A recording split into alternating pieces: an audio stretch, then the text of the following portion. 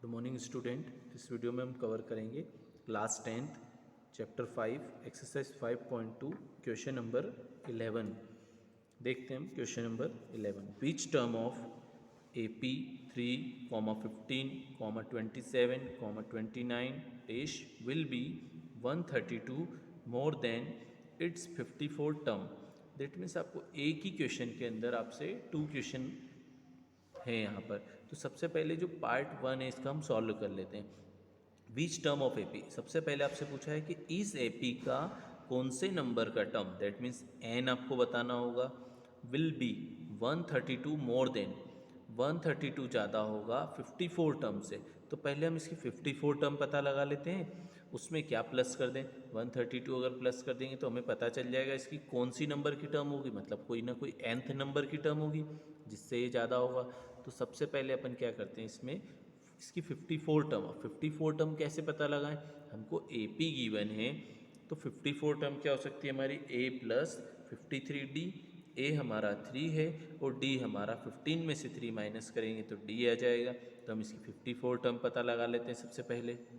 तो सबसे पहले मैंने क्या किया, a लिख दिया यहाँ पर 3a, उसके बाद d हमने क्या किया, इसकी जो 15 सेकेंड टर्म थी उसमें से हमने फर्स्ट टर्म को सब्ट्रैक्ट कर दिया तो कितना आया, 12 आ गया।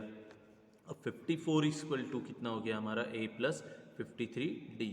अब a हमारा है 3, d हमारा है 12, तो हमको 15 नंबर की जो टर्म है वो हमको मिल गई है 639। अब क्वेश्चन में हमको गिवन था कि उस एपी की कौन से नंबर की term, that means nth term, उससे 54 वाली से 132 ज़्यादा है। तो हमने क्या किया, लेट n टर्म जो है वो 132 मोर देन है 54 से। तो हमने कर दिया ए एन इज इक्वल टू 54 जो है 54th टर्म प्लस 132। तो हमें उस एपी की जो nth टर्म है वो कितनी मिल गई है, 771। अब हमसे नंबर ऑफ टर्म पूछा था कि इस एपी जो आपको गिवन एपी उसकी कौन से नंबर ऑफ वाली टर्म होगी वो। तो अब हम n पता लगाना है। अब हमको ए एन मिल चुका है, ए एन कितना है हमारा 771, ए हमको पता है, एन हमको पता लगाना है और डी हमको पता है। तो इस पूरे क्वेश्चंस को हमने क्या कर लिया, ऐसे सॉल्व कर लिया। तो सॉल्व करने के बाद हमको एन आया है 64 इधर आया है और माइनस का 1 है उधर जाकर प्लस का हो गया, तो एन जो है हमारा कितना है 65 है। इसका मतलब क्या हुआ, जो 65 की टर्म है एपी की वो 132 ज़्यादा होगी इसकी 54 वाली टर्म से। मतलब जो ए 54 है इसका, उसको 132 इसमें अगर प्लस करेंगे तो हमको ए 65 वाली टर्म मिलेगी। और हमसे यही क्वेश्चन में पूछा था विच टर्म, तो ए 65 वाली टर्म जो है 132 मोर देन होगी। अब हम सॉल्व करते हैं इसका क्वेश्चन नंबर 12। क्वेश्चन नंबर 12 आपको अच्छे से समझना होगा स्टूडेंट कि इसमें क्या हमसे पूछा गया है, ठीक है। Question number 12, two APs have same common difference. अब यहाँ पर हमको क्वेश्चन में गिवन है टू एपीज है जिनका कॉमन डिफरेंस क्या है, सेम है। The difference between their 100 term is 100। अब उनकी जो 100 नंबर की टर्म है, जो दोनों एपी है, ठीक है, एक एपी एक जो भी सीरीज़ हो वो सीरीज़ है आपका, और सेकेंड एपी का भी जो भी है सीरीज वो होगा, और उन दोनों की जो 100 नंबर वाली टर्म है, दैट मीन्स उनकी जो 100 पे टर्म, दैट मीन्स A10 जो है, उनका जो डिफरेंस आएगा दोनों एपी का A100 का, वो आएगा आपका 100। अब आगे क्वेश्चन में बोला है what is the difference between their 1000 term या देयर 1000 टर्म। तो उनकी जो 1000 नंबर की टर्म है, दैट मीन्स A1000 जो है आपका कितना डिफरेंस आएगा वो आपको बताना है। तो हम इसको सॉल्व कर लेते हैं कि कैसे सॉल्व करेंगे। तो अभी हमको एपी पता नहीं है, तो सबसे पहले हम एपी लेट कर लेंगे कि लेट जो 2 एपीज़ है हमारी A1 A2 A3, क्योंकि एपी की जो टर्म होती है वो A1 A2 A3 होती है। ऐसी सेकेंड एपी को हम B1 B2 B3 इस टाइप से लेट करेंगे और उनको सब्ट्रैक्ट कर लेंगे। उससे हमें पता चल जाएगा उनके कौन से नंबर की टर्म का डिफरेंस कितना आ रहा है। और जैसे 100 का डिफरेंस उसने 100 बोला है, तो ऐसी 1000 का डिफरेंस क्या होगा वो हम पता लगा लेते हैं। तो अब हमने क्या लेट कर लिया, let two APs be A1, A2, A3 dash AN। That means एक ए पी हमारी हो गई है AN तक जो A1 टर्म में है, and the second is B1, B2, B3 dash BN respectively, and the common difference BD। अब इनका जो कॉमन डिफरेंस है वो क्या होगा हमारा, इस एपी का D होगा, क्योंकि कॉमन डिफरेंस क्या होगा हमारा, सेम है। क्वेश्चन में हमको गिवन था, ठीक है। तो अब हम क्या करेंगे इसके बाद, अब हमको जो गिवन है वो लिख लेते हैं। तो AP की जो nth टर्म होगी इस AP की क्या होगी, AN equals to A plus n-1 into difference को हमने D बोला है, एंड ये जो सेकेंड है, अब इसमें जो आपका A होता है वो हो गया B1, डिफरेंस आपका D रहेगा, n आपका n रहेगा। तो आपकी जो सेकेंड टर्म हो गई है, जो सेकेंड AP है उसकी जो nth टर्म है वो है आपकी Bn is equal to B1 plus n-1 into D.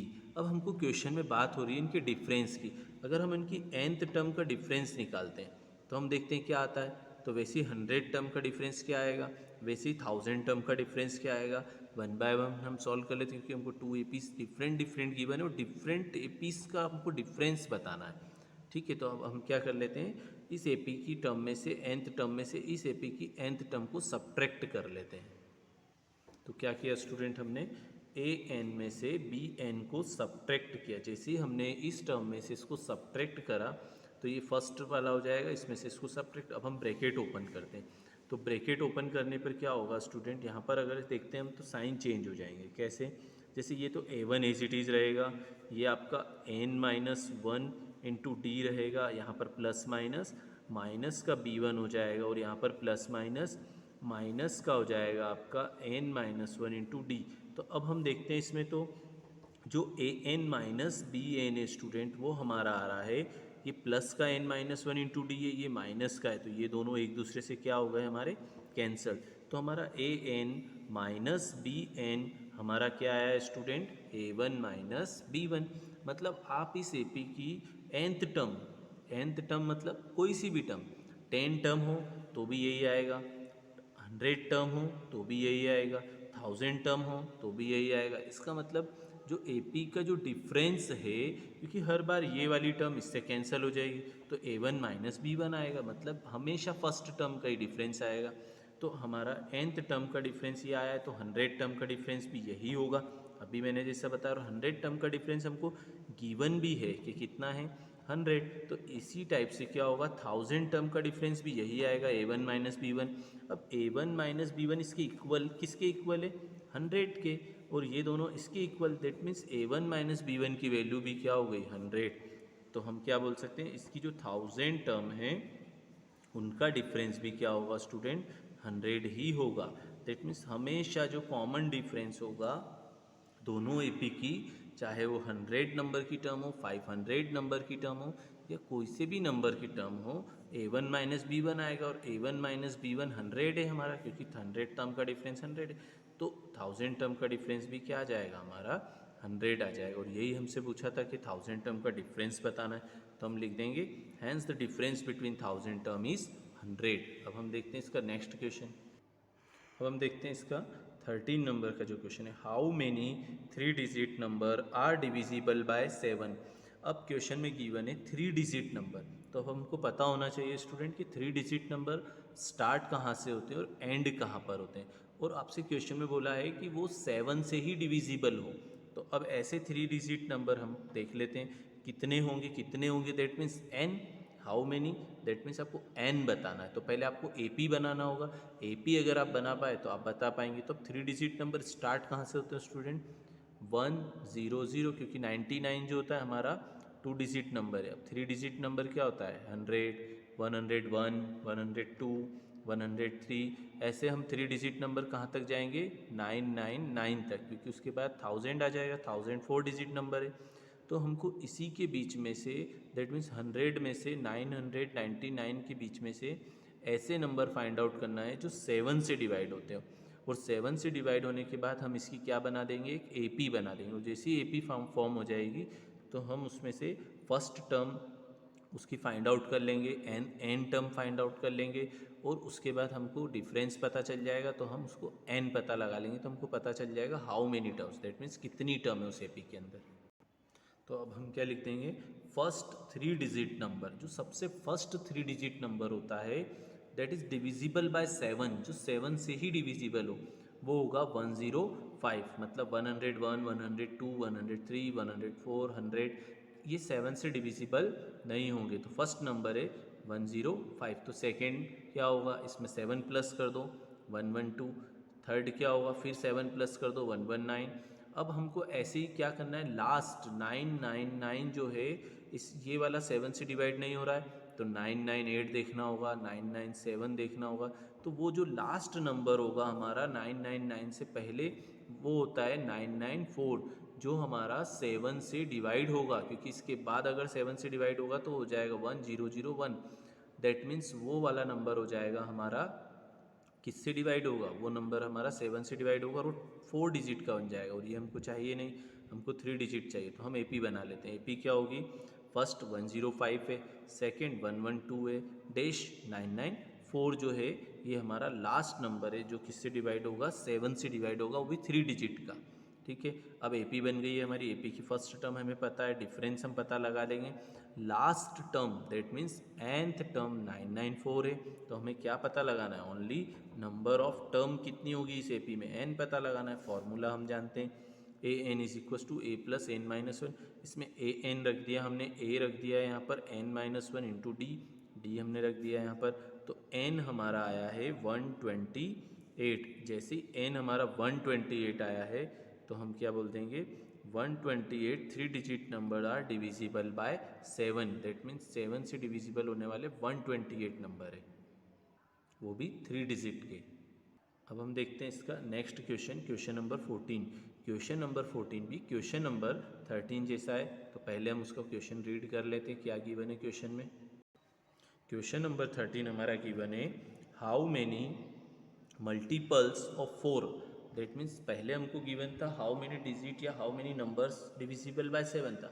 अब हमको लिखा है हाउ मेनी मल्टीपल्स ऑफ 4, 4 के ऐसे मल्टीपल्स, कितने मल्टीपल्स, दैट मीन्स n बताना है, लाइज बिटवीन 10 एंड 250, जो 10 एंड 250 के बीच में लाई करते हैं।